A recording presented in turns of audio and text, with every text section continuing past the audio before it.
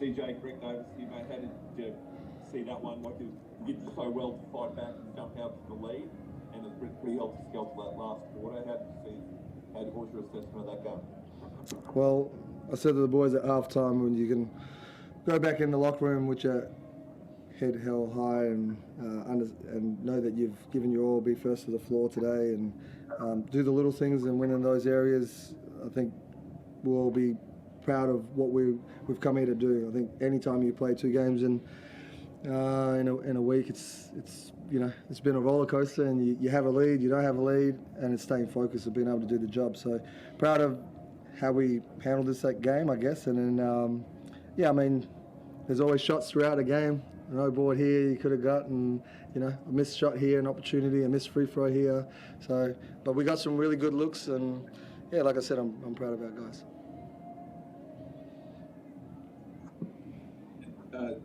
DJ, what did you make?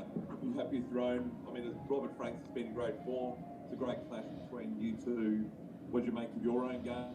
And did you feel like that third term when you got out to 9, did you feel like you're in a position to go on with it and maybe kick away from it? Yeah, I thought, we responded. I don't think we started the best, but after half-time we came out really strong in that third and got up like we have in a lot of games this year. And just going into that fourth, I think, we played our ass off. I think we looked after the ball. Turnover count, we won that. We won the rebounding. Took a lot more shots than them, so there's a lot of positives there. Just a few plays down there, and they shot the ball really well tonight as well, so credit to them. But like CJ said, happy with the effort. CJ, you know Jason Kadee very well. Sometimes a play just gets hot. I mean, were you reasonably happy with what you did on him, and it's just a matter of if a guy's going to hit 5 threes in 4 minutes, there's not a whole lot you can do sometimes. Well, it's been alert. We went over the scout beforehand, and the boys know who Jason Kadee is and what he's capable of doing. And I know he didn't shoot the ball well against the Hawks, but coming home and his confidence, he just play for the 36ers, and yes, he knows how to play this game and run this team very well, as I know and like you know. But so good players make good plays, and he stood up today, which was good on him. You touched on it in your first answer, but I feel like you played pretty well tonight. I mean, there's obviously little things that you can do better and differently, and that ultimately decides the game. But are you pretty happy with most of what you did today? Yeah, I think everyone that stepped on the floor gave something, and I know that Kai didn't play a whole lot tonight, and didn't see Jack Sultan, and others that but I thought for the way this game went and the momentum shifts, could have gave him a few more minutes here or there, but I was happy with everyone that stepped on the floor and what they gave.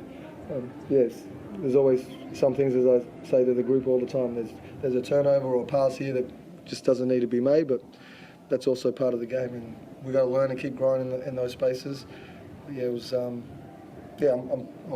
was very happy with, from a second game standpoint and how we came, not how we came out, clearly, because he got hot early, but it's paying attention to the detail as always, and if we do the little things, I think a lot of things takes care of itself.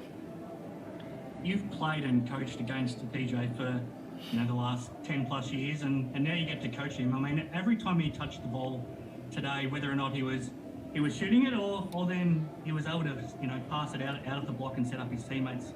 Yeah. What's it been like for you to coach DJ this year? Well, it's definitely been awesome. Always when you get to coach superstars in our competition that have runs on the board, all the way through their career, from his time in Melbourne to him going to Adelaide and what he's established in Adelaide. He's definitely in an elite space that not many Australian players get to be in. And I think tonight he showed his poise.